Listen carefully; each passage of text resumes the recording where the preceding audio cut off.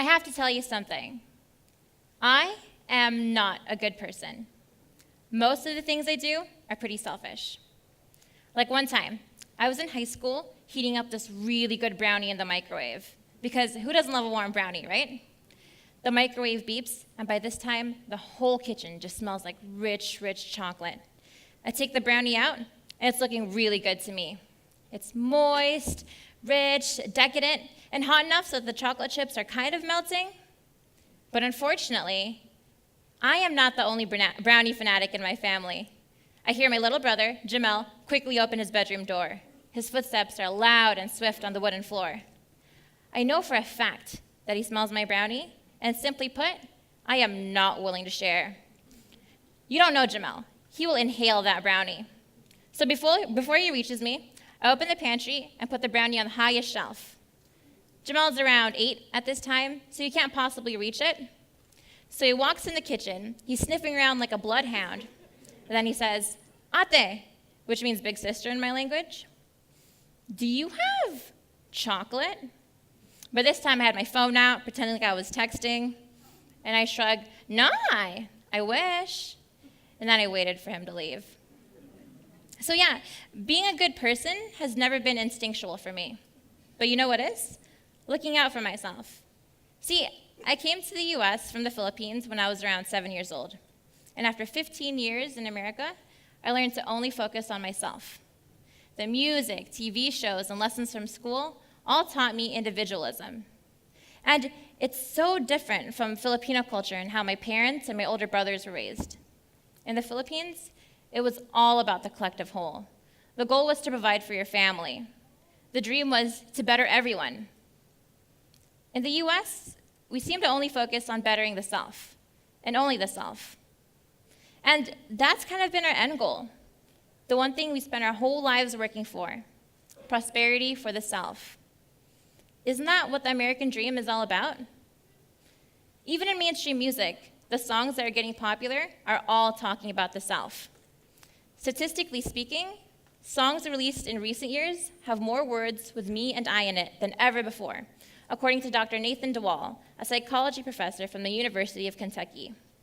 Basically, he analyzed the increasing narcissism between modern popular songs and songs from the 70s. In fact, in this exact month, in 1985, the #1 song on the Billboard Top 100 was "We Are the World." "We Are the World" was a song, a collaboration of artists sang together in efforts to raise money for charity. What's one of the more popular songs of today? All I can think of is "Starboy," a song that flaunts self-centered success, a norm for pop culture nowadays. It seems as though mainstream music has gotten real individualistic, but as is general society. It seems as though we can't do anything unless we get something out of it. Like when I'm driving on the freeway and the slow car ahead of me goes on my lane, why should I let them get in front of me? What's in it for me? Like sharing the brownie with Jamel. What's in it for me? Especially as a 22-year-old millennial, the biggest question is, what is in it for me? We have this huge reputation for being the most self-centered generation, and it's not the most flattering. But like I already said, I am not a good person. So let's take the regular average person and their lifespan. Since we are on the topic of individualism, let's measure how much time we spend on the self. According to the Bureau of Labor Statistics, on average, we live up to the age of 80. Already, we spend 33% of our lives sleeping. That's selfish. You can't help it, and you need to sleep, but still, it only directly benefits yourself. Then we take 5% out for eating, another 5% out for driving. We spend around 13% worth of our lives working, assuming you work full time. Already, we're less than half than what we started with. Now, all we deducted was the mandatory selfish things we do every day. But when you take into consideration all our hobbies, all the times you binge watch on Netflix or scroll aimlessly down Facebook, think about how much time you just invested in yourself. Where did all that time go? See, most people would invest in themselves. But the thing with investing in yourself is that you don't really see it grow. Okay, I have nice clothes. Now what? Okay, I have my degree. Now what? Okay, I have a bunch of money in the bank, a new car, a house. Now what? All of a sudden, we've reached the end of our lives. We're down to our last percent. We finally stop focusing on ourselves, lift our chin, look to the people around us, and realize we lived through all those years. We spent all that money, and now we have nothing to show for. Just material things that don't even make you happy. Living a life that only focuses on yourself is probably the worst investment, which is a difficult thing for an individualist like me to come to terms with. You spend so much of your life trying to get more, and you end up just getting less. What's the best investment? Altruism, giving to others, even if you are an individualist. See, you don't have to be a good person to know that helping others has more of an impact than if you only help yourself. When you dedicate your whole life achieving things for your own betterment, that investment ends with you. But when you extend your philanthropy, it continues in the lives of others. One day out of your busy life helping someone else can mean more to them than you can ever imagine. So why don't we do it? Why don't we continually give to other people? Well, there are a few psychological and sociological factors that get in the way. There's this concept by Renee Grinnell called just world theory. Just world theory is basically the belief that everything that happens to someone is deserved. Why should I give to the homeless?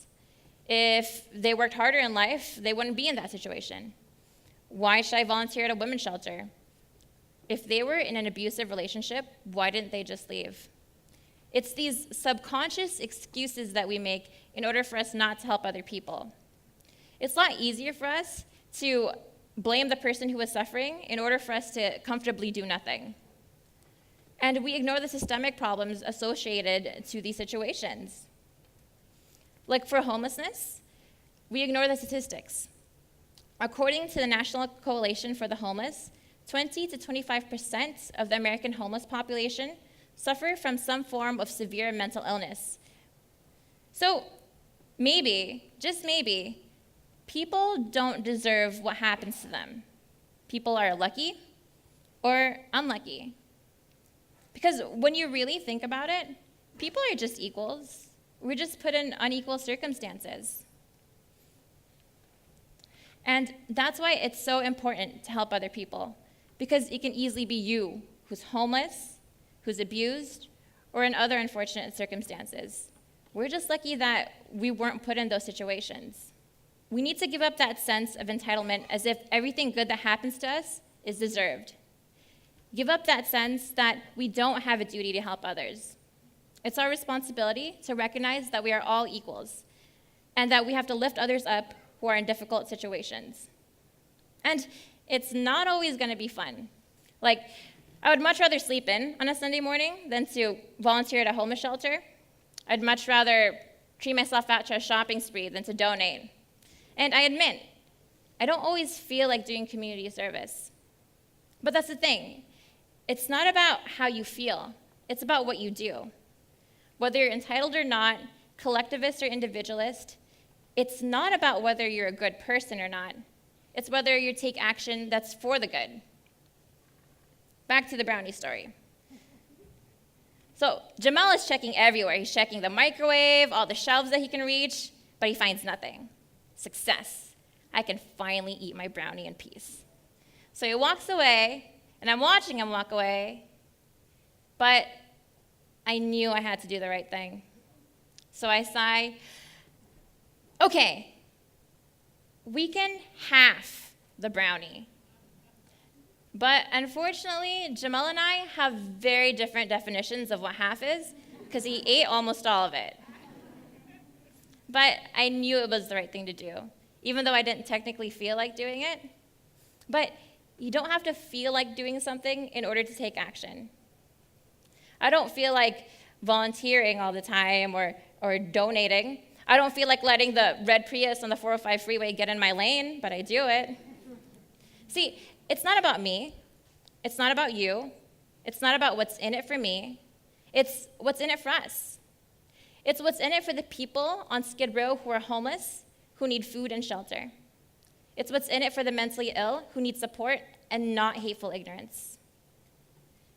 It's what's in it for the cancer patients who need treatment. There is absolutely no difference between you and the people who need your help. And whether you're a good person, a bad person, a collectivist, an individualist, we need to help each other out. We need to realize that we won't get anything done if we only focus on ourselves while we let other people struggle. So let me challenge you on a little something. Invest in something other than yourself. Go on Facebook tonight, and instead of just sharing that said article about homelessness or domestic abuse, go research how you can help. Invest one day every month in charity. Even if it's out of character or if community service isn't your thing, go out and take action, and you'll be surprised what a difference you'll make. You'll feed the hungry. You'll make people who feel oppressed feel like a human again. You'll brighten days. You'll make a real positive difference. And who knows? You might even become a good person. Thank you.